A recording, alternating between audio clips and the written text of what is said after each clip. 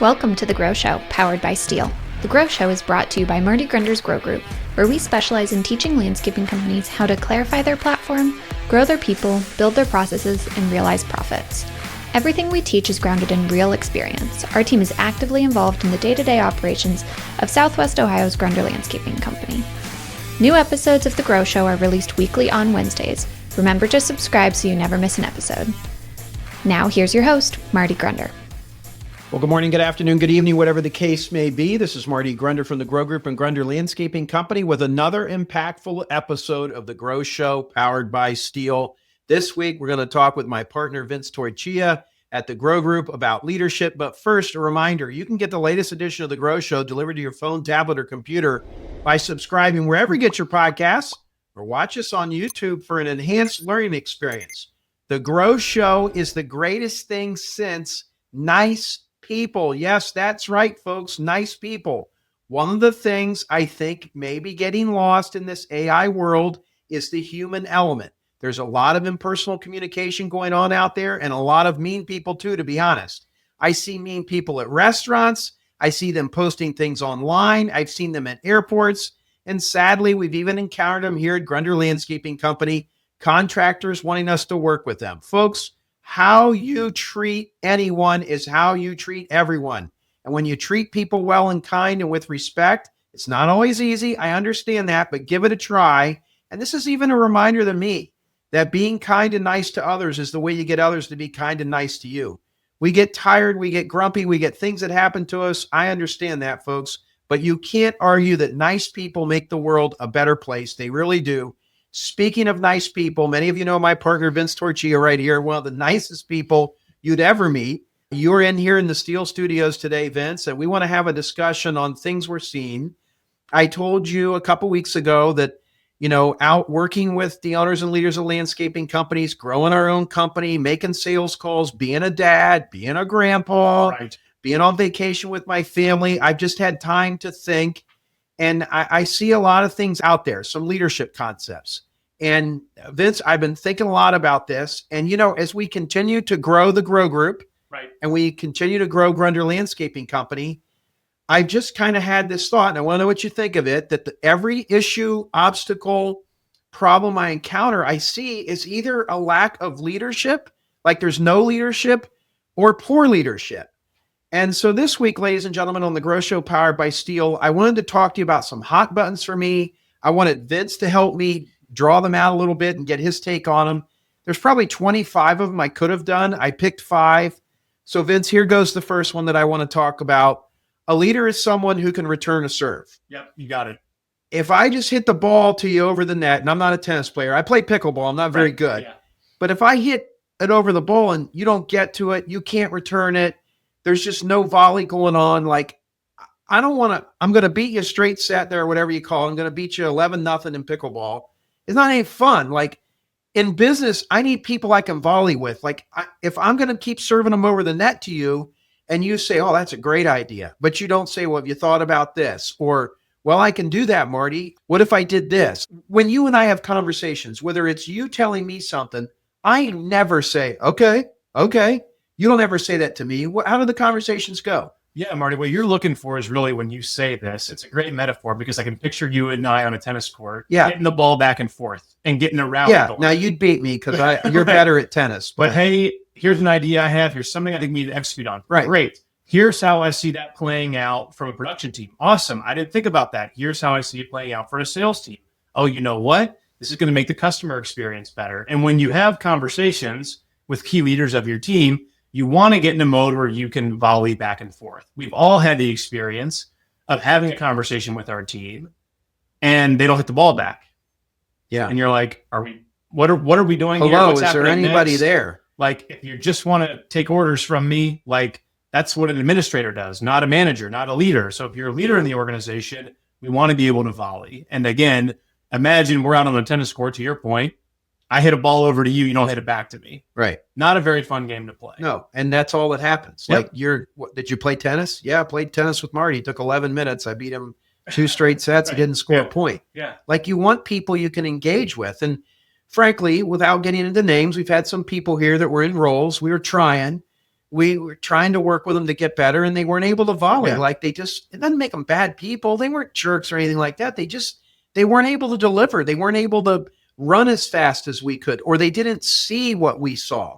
And you're not going to grow.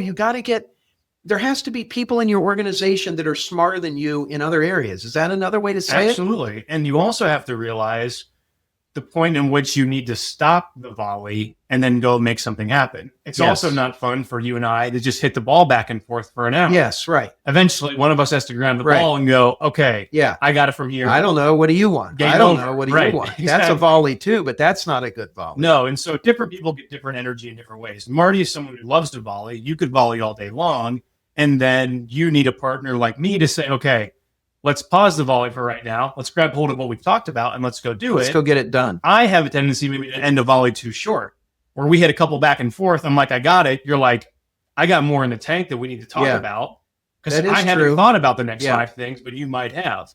And so that happens with any leadership team. But you got to understand that when you're engaging in conversations with key leaders of your organization, there has to be a rhythm. There has to be a back and forth. And then one of you has to be able to grab that volley and go, okay, got it. I know what we're doing. I know when it needs to be done by. I'm going to communicate to you so you understand where we are with this, and I'll let you know when it's done, and then we can go volley on something else. And, I'll tell you, and then we'll go on to the second one. I really saw this happening because we had to make a change in the organization. We had to move someone out that wasn't getting done what we needed to get done, and we moved a new person in.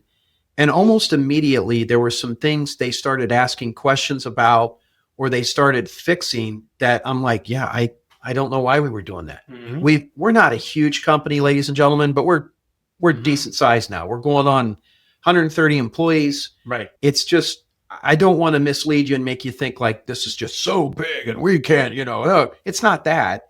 It's just the bigger you get, the less you know what's going on, and you got to really rely on people. And if you're going to grow, you got to rely on people that can hit the ball back. You got to be able to go with that. Yeah. Okay, the second one, and I think a lot of people think too much. This is a second thing. I've never done that before ever. Well, I have some too, and I'm learning that as an entrepreneur, we've made some mistakes as we've gone from 4.5 million to projected 18 million.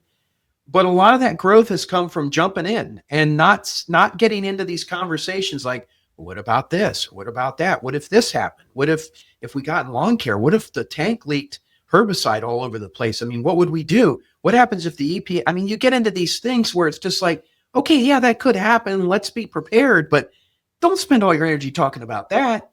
Go on this. And it gets me into a saying that I mentioned this on the Grow Show a couple episodes ago. I realize now in retrospect, my great aunt Tad used to say, hindsight's good stuff. If you recall, a few years ago, I posted a sign that said procrastination is the language of the poor. Right here in the shop, yeah. And I was told to take it down because it didn't resonate with our team. I get that now. Mm-hmm. I'm like, okay, yeah. But I think with business owners, I think this message does resonate. And you can't procrastinate and grow. Like, you got to decide, is this something that's with our strategy? Does it go through our filters? Can we adequately do this? When I tell you like thinking too much, how does that inhibit growth? How does that affect? Why do you think knowing what you know about me and knowing what you know about the companies you're working with, why would that be something that someone's got to watch out for? Yeah, because it's indicative of the fact that you don't have a clear enough path as an organization. Clarity of purpose. That's where when you procrastinated on a test, you procrastinated on doing something, it was probably because you didn't really know exactly what you were doing. So you didn't want to get started because then you couldn't fail because you never started it, kind of thing. And so typically, I think, Marty, to your point, when companies are procrastinating on things, they don't have a filter. They don't have a vision, mission, values, a strategy of what they're going to do and not going to do. So they have no way of running anything through a filter. So we're just going to wait, and we're going to not execute on it, and we're going to put it on because that's the safe play. Exactly. The perceived safe play is I don't know what to do with this. So I'll just sit. So I'm going to wait because I don't have anything I can run it through. I can't really say yes. I can't really say no. I'm in a gray area because I haven't done enough filtering of my business. So I'm just not going to do anything. We just had our grow meeting here this morning where we bring the whole company together and we communicate. The more people understand what you're trying to do, where you're going, how you're going to do it, how their actions. I mean, today, if you noticed when I summarized, I just said what everyone else said. but I rammed home the point that whether you are an American or a Mexican or El Salvadorian, there's opportunities here for you. And let's go. We all can do this. The more you communicate to them about where we're going, what the map looks like, what's the score, where do I go to the scoreboard? Seth talked about going and clicking on dials and Aspire so you can see how you're doing. I think that's the thing. Like if we don't have a filter to run things through and we just do analysis paralysis and we kick it off down the road and not do things, I'll be blunt with you. I don't think I would have bought that other building in Cincinnati if it weren't for you and Seth. Right. You were telling me about all the companies that we work with in the Grow Group that are doing it, and they've done, and here's what you've learned from it. And Marty, you should do it. I'm paraphrasing. You didn't talk like this, but you often hear someone say, well, I'd be a fool for not doing right. that. You didn't say that, but you'd say, Marty, like, you can do this. Like, why would you think you couldn't do this? And Seth would say, Cincinnati's an incredible marketplace. Have you ever driven down around there? I mean, why couldn't we do it? So like there's three of us that are kind of making decisions here together. It's me, you, and Seth. We have other people involved, but it's kind of the three of us that focus on the strategy and what we're then going to go talk to the leadership team about. And if it weren't for you folks, like, I mean, I remember even saying, look, you're just doing what you already know how to do up here in Dayton. You're just going to do it in another town. It's not, and you guys talked me into it, and I wanted to do it. I'm 57. Right. I guess I'm kind of scared, like my boat's shiny. I don't want to take it out and get it all dirty, and I need to go get it dirty. Right. We're good. Because we can clean it up. We're good right now. Yeah. We are good. Yeah. And it's been great. Mm-hmm. And it's amazing to see. I go to the Cincinnati office on Fridays, the culture down there and what they're doing. And, I walked in the sales office where we have 3 salespeople working away. One of them's my son, and they're all in the same office. They're in cubes, and their backs are to the door. And I went in there to just get a couple things. Every single time they had bids up or pictures of job sites. They were grinding away. Yeah. And so it's working, and it's going to work. I mean, we had some bumps. Right. We had a tremendous amount of money we had to spend to get it set up. Big investment. People don't know who we are in Cincinnati. That's, like, to be honest, kind of hard for my ego. What do you mean you don't know Grunder Landscaping? We've been around 41 years. Well, we've never been in Cincinnati. Never heard of us. Yeah. I understand. So it's been good. And to have clarity of purpose and see all those things and have other people on your team, I would surmise that's probably one of the values of the ACE groups that you basically run with Jim Calley from our strategic partners at McFarland Stanford. That's a peer group. That's a board of advisors for them to get them over procrastination. Absolutely. Right? Marty, no different than our filter. If I said to you right now, Marty, I think we should start a pond water management business, you might be like, no. You said no immediately. Yeah, no. Marty, I think we could do more commercial grounds maintenance in Northern Kentucky. Yes, I'd look at that. Why even? You don't even have to think about that. No, because our filters are clear, right? And our vision, mission, and values are clear, and we don't have to spend time procrastinating on pond water management because it's not part of what we do. Yeah, right. And so that I think is where this procrastination comes from, is that you don't have anybody outside of your organization that can help you see that. Yeah, and you don't internally have your vision, mission, and values clear enough on what you do. And that's why I think, and I know some people can pull off virtual peer groups. I'm not going to argue that as if you're, like the accountability calls we have at peer groups, that does help keep it together. Absolutely. But man, when you're sitting with someone for 2 days and you're getting to know them better and you're seeing and hearing and feeling them in person, I just think it's really hard to duplicate that kind of influence that has on I agree. You. Completely agree. Yeah, absolutely. Let's move on to the next one. And it's this concept that what you're doing speaks so loudly, I can't even hear what you're saying. Vince, a few years ago, we toured Dorothy Lane Market over here by our office. It's a wonderful grocery store. They have 3 locations, building a 4th one that we're involved with a little bit, going to hopefully take care of it and do the snow. My friend Ed was the manager there. Vince, he was a great guy. He's still alive, but he's smart, friendly, really good business person, and a great teacher and a listener. And we were talking one day about his job, and I was like kind of, I don't know, I guess we were fawning over each other. Like I was telling him what an awesome job he does. And he's like, well, I think you guys do awesome. And he's like, to be honest with you, I think your job's harder than my job. And I'm like, oh, no, it's not. And they said, well, no, wait a minute, hang on a second. He's like, because I've been thinking about this. He's like, when I come in the morning in 30 minutes, I can literally touch every part of my store. I can go in every meat cooler. I can talk to every employee. 30 minutes about what it takes for me to walk the whole store. And I literally can talk to everyone. Now, it may just be, hi, how are you? Good morning. I check the bathrooms. I look at different things. He's like, I was thinking about your job and all your people. So you talk to them in the morning and then they leave. he said, with as many crews as you have, there's no way you could like get around to see them all every day. I'm like, no, I can't do that. And he goes, so they could be out doing Lord knows what. And I go, yeah. And he's getting me nervous. I never really thought about it that way. And then he said, and then they come back at the end of the day and you got another chance to hook up with them. I said, right. He goes, I just think that would be hard because I would think like microcultures could develop on the other teams when they're not around you and so on and so forth. And so I think subconsciously I knew that, but I never had anybody vocalize it like that. And so that's why we stress everybody here. Your shirts are tucked in. You have the right hat on. The bathroom's clean. Your truck's clean. If you spill mulch in the yard, you go and get a bucket and you sweep it up and you throw it back in the mulch bin. Or if it's contaminated with gravel, it goes in the dumpster. People come here to visit us and they're like, oh my gosh, I mean, well, first of all, I want our place to look nice. Right. And if you want to come see us, come to one of our field trips, please. We've got a whole bunch of them remaining. I know we got spots available in all of them. But it's that, but it's also we want to show them that so that when they're on the job and they're hot, I hope they go in the extra mile. You notice this morning I recognized a crew that came in tired but did what they needed to do even when no one was looking. Right. What are your thoughts there about that concept? I think what we've done a very nice job of, again, to the point of this number 3, which is basically leading by example. Yes. We've explained why we do those things. Yes. You don't just pick up spilled mulch or the Gatorade bottle in the yard because Marty and Seth told you to. Yep. It's because how we do anything here represents how we do anything on a job site. Yep. And so if you don't properly take care of the place that we all are at and operate and work and live at, basically, how are we going to entrust you to do that? See, on and a I think job that's site? even a narrative that probably group leaders need to have, because the way you just explained it, that's even better. And it allows them to understand why that's so important. And basically, we want to lead by example in everything that we do. And if we're not going to lead by example here, probably not a very good shot we're going to lead by example on a job site. So it's the same thing. How you do one thing is how you do everything. And it seems so trivial, but the way we dress, I mean, I'm not in anything fancy, folks. I'm in my standard Grunder Landscaping logoed shirt. I've got gray pants on, dress shoes. I mean, this is how we look. Yeah. You're in your grow group stuff, how you dress, how you keep your desk, how your truck looks. I mean, you know, I know we're getting more and more casual, and I understand that, but I think you just got to understand the message that it sends when you get lackadaisical on some of those details. I think it's really hard to get the cat back in the bag, as they say, or whatever the expression is, when you start allowing that stuff, because whatever you allow, you encourage. I don't think I'm a dictator here. At least I hope I'm not.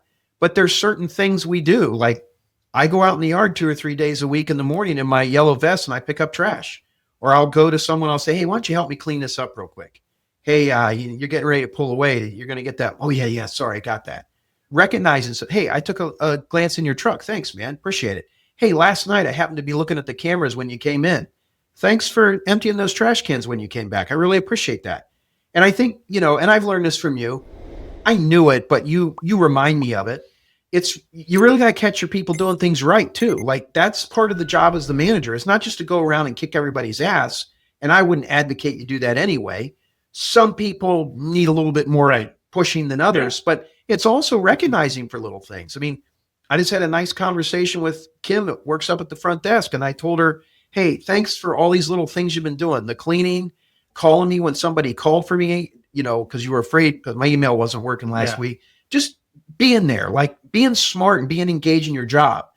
Look for the behaviors that you want and recognize though, like tell them thanks. It's one of the best things of the Grow meeting. It happened this morning, as you said, even getting the individually highlighted team member in front of everybody at 1900 Old Byers Road, in front of the team at Loveland, over teams on an owl, and recognizing them individually for the things they're doing that fall into that leadership bucket, right? One of the core values that we have about doing things the right way. Yeah. And so even that alone is a great reason to have these team meetings. And, you know, John is one of our employees. He's been here 5 or 6 years. He works in the nursery. He does all kinds of little things. And I worry about John getting taken for granted. I mean, I'd say hello to him. I thank him, and I hope John's not listening. I have in my calendar about every 4 months to send him a note because he does a lot of little things that get taken for granted. And I get worried that wouldn't that suck to go home and for, I don't know, 2 straight months and nobody told you good job or thank you. I mean, even for me, you know, you folks may think like when you come up to me at the end of Grow and say, man, that was great. Thank you. Or I get cards, and you've gotten them, where they say things like, "You've changed my life." I mean, sometimes you read a card like that and you're like, yeah, sure. And then you think about it and you're like, well, gosh, I guess I did. I mean, that stuff goes a long way when you recognize people for things. No doubt. All right, let's go on to number 4. How do you perform when it gets tough? We've had unbelievable amount of rain here. Yeah. Today it's like 92 out. The older I get, the less the heat bothers me, believe it or not. I don't know what's going on. If that's I don't know. My wife says I'm nuts. Maybe I am nuts. It just doesn't bother me like it used to. I'm also not out working, but like over the weekend, it was 90 something. I was playing golf. I don't know. Yeah. I don't know what's going on. Maybe I need to go to the doctor, but, right, you know, you're going to get hot both from a temperature perspective and a temperament perspective. Your backlog may be waning. You may have had a couple key people. It happens every year. Like, I don't know what it is about the hourly workers. Some of them just can't stay in one place longer. Like you try. You saw they had a lot of job hopping, but they came in, they started out great guns of fire. They did a great job. And then one day they just disappear. Show of hands. It just happens. Yeah. You get hot, but you can't let your team see you sweat, right? Yeah. When I say don't let them see you sweat, in the world according to Vince, what does that mean? It means that you have eyes on you as a leader in the organization. Whether you're leading a sales team, leading the organization, whether you're a production leader, you've got a team of people that look up to you. And any behavior you have, you've allowed them or encouraged them to have as well. So you come in on a Monday morning and you're frustrated and you're bothered and you walk in, you immediately change the perception of that team for that day. Oh, watch out. Marty's in the mood today. Oh, watch out. I saw Vince this morning huffing and puffing about something. You immediately start that off on a negative front. It doesn't mean, to your point, that you can't be real with them. You can't be transparent. But to your point, again, it's a great metaphor for July and August. Not letting them see you sweat is critically important. Yeah. And you got to have key people that you can talk to those. Well, I was just going to say that. Like, how many times do I call you at the end of the day and I say, you got a minute? Oh, yeah, of course. All right. And I may tell you, somebody did this, somebody did that. Why did they do this? And you'll listen to me, but you'll help. Yeah, right. Yeah. You'll be helpful. Like, sometimes you may say, hey, I'm sorry. Sometimes you may say, yep, but somebody did something good today, right, Marty? Yep. Let's talk about that. And then I get pulled out of the funk. Like, we all get that way. What I'm not telling you folks that are listening here today on the Grow Show powered by Steel, I'm not telling you to be quiet. No. I think you got to get it off your chest, but I think you got to be careful to who you get it off your chest to. You can't go to your team and complain about cash flow and how bad you've got it. And then you had to take money off your home equity line to put in the account because they don't care. Yeah. All right. Now you might tell them cash flow's tough. We got to make sure we're collecting receivables. You might tell them that, but I could certainly call you and say, man, I had to put money into the company today off my home equity line because, we've got $2.5 million out in receivables. Right. And we can talk it through. Like, things like that happen. When someone, if they see you sweat, I think then they see you as not someone to go to with their issues. And I don't think they look at you as someone who can provide solutions. Like, you're getting really worked up. I don't want to go to you again. No, and it ultimately stifles them and then the organization. I think it does. Because they need support. Yes. They're team members. Like everybody, they need support. They maybe don't know how to answer an email, or they maybe don't know how to address a client, or they don't know how to handle the scheduling thing that's come up. And they're like, well, I don't really want to go to Marty today. He's in a bad mood. So now I'll just either ignore it or try to do it on my own and maybe really not know what I'm doing, or maybe just ignore it and hope it goes away. And, I know some of our team watches and listens to the Grow Show. They're going to learn one of my tricks, but the end of the day is normally not the greatest time to have a conversation with someone. And I don't know if the first in the morning is either, but if somebody's saying something and I feel like, and I learned this from my counselor I went to, if I feel it like, this is really pissing me off, I'm going to blow, I will just say, all right, man, it's the end of the day. I got a few more things I have to do. Is there any way we could talk about this tomorrow? And then that person doesn't know if you're upset, if you agree with them, and then you can let it process. And Vince, I can't tell you how many times I've come in the next morning and I'm like, why did I let that bother me that much? Yeah.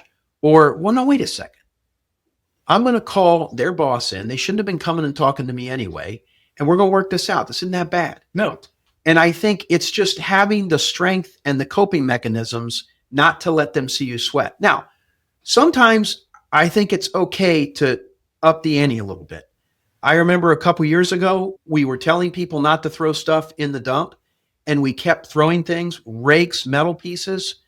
And I had enough. And I brought all the stuff that the grinding people came and I laid it down on the ground and I said, ladies and gentlemen, enough. This is ridiculous. We have to pay now to repair the horizontal grinder because all this stuff was in here, because all of you were too lazy and had no pride to pull it out. This is not conduct becoming of a member of Team Grunder. Can we get better support here? So, I mean, there's times where it's not all ruffles and feathers. Right. And there's a time when you got to say, like, we got to dig in. But I think that if you react to every single force that comes into your life or every single obstacle or comment, that's hard. Yeah, absolutely agree. Hard. All right, we got one more, number 5. When you make it about you, you lose. When you make it about the team, you win. What do you think of that statement?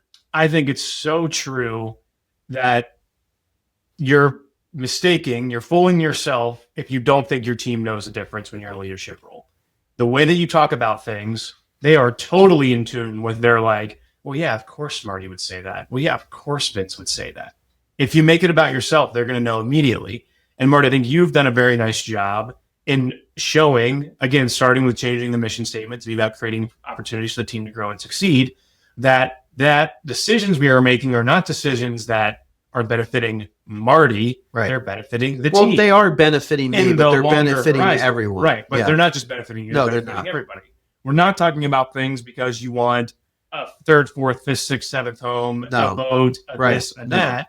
It's, hey, we got to create more opportunities for our team. That's our mission. If we're not doing that, then we're not believing and behaving in the way that we said we were going to as an organization. Right. And when we lead with that and we're sincere about it, the team knows that. Yeah, they pick up on that. They can smell that. And I think that's so important. It goes in all things. I think even when you have a situation, not making it about yourself. I've mentioned this before. I clean the bathrooms. I don't clean them every week. I got Alan that helps me a little bit, and then we have a cleaning company, but I'll do things like that. Like, I just think, folks, if you want people to follow you and you want them to pay attention to little things, that stuff's you got to show it's important. Like, it's got to be part of your everyday. And I think, I think I started to learn I had to quit talking so much about myself and making so much of it about myself when I was your age, because I had my 4th child and I was getting a little bit worldly in wisdom and seeing things. And I was probably embracing emotional intelligence. Mm-hmm. I don't know that I had a whole lot in my 20s. Right. And then you see other leaders behave and you're like, well, that's ridiculous. Like, they're making it completely about them. I see it when we visit companies and the owner does all the talking. Mm-hmm. Like, the team never gets to talk. It's all the owner. They don't delegate any significant responsibilities to anyone else. You're not going to grow. Right. Like, who would want to go in where you got the keys to everything? Like, some people want to take the ball and run with it. Any other thoughts on any of the stuff we've talked about here that come to mind? No, it's one that we talked about many times just in this last point, and then we can wrap it up. But the language that we use as owners and leaders is critically important. Jim Calloway talks about absolutely, that. I mean, we know that, but he drove that home to us, and it's so true. Always me. Being thoughtful of the words you pick. Totally. Even just moving from me to we, I to we. Or dumb me putting a banner up that said procrastination is the language of the poor, where I thought that made sense. I think it does make sense for business owners, but I could see where a team would be like, well, what does that mean? Does Marty think we're all poor? Like, I see why that could be misconstrued to think that I was insensitive and it wasn't a very smart thing to post. And so I would encourage everybody in a busy season of July, August, September, as we're rolling through the back half of 26, pay attention to your language. 25, thank you, headed towards 26. Pay attention to your language, speak as a team, act as a team, win as a team. And that in and of itself will set you up for great leadership. No, it's great. And Vince, it's funny, as I'm sitting here talking to you, this edition of the Grow Show powered by Steel, if a potential team member that wanted to join our company was listening to this, they probably could manipulate us a little bit and win the interview. Start volleying with us. Because they would be able to talk about what we're looking for. Folks, if you just focus on what we talked about here, you're going to go places in your life. You're going to go places in your company. I know that. I've been on the other side of the 5 things we talked about, and I've been on the winning side. The winning side works. So the question I have for you this week on the Grow Show is, are you going to try and do any of these things we just talked about? Or are you going to keep going through the motions too? Okay. I'm 57 years old. I've been here 41 years. I have gray hair. I have grandkids. I think I know what I'm talking about here on the topic of leadership, to be blunt. Forgive my confidence and cockiness right here, folks. I really do. Retirement isn't in the cards for me. Helping others is. And I hope Vince and I just helped you a little bit today. Vince, any final comments here before we close it out? No, I would go back through our 5 points. I'd figure out where am I good in these 5 points? Where am I weak in these points? And Marty, to your point, start taking action and being better at them. Thank you. Thank you. Appreciate you. Well done. All right, folks, that's going to do it for this week's edition of The Grow Show, powered by Steel. If you haven't done so already, subscribe to The Grow Show. And if you can, give it a rating or share a comment. That helps more success-minded landscape professionals find us. And if you really want to help us, share this episode. Take your phone out right now and share this episode with any landscape pro, friend, maybe even a foe, send it to them, folks. Thanks for joining us on The Grow Show this week. We'll see you next week. And don't forget to sign up for one of our field trips. There's a link here in the show notes. You can come see myself. You'll have a great time. We'll teach you a lot. We might even change your life. Have a great day. Join Marty Grunder and the Grow Group team for the annual event for landscape pros. Grow 2026 will be held on February 10th through 12th, 2026 in Dallas, Texas, and feature a behind-the-scenes tour of complete land sculpture alongside breakout sessions diving deeper into the topics we cover each week on The Grow Show. Early bird pricing ends on November 1. Register this month to lock in the best rate.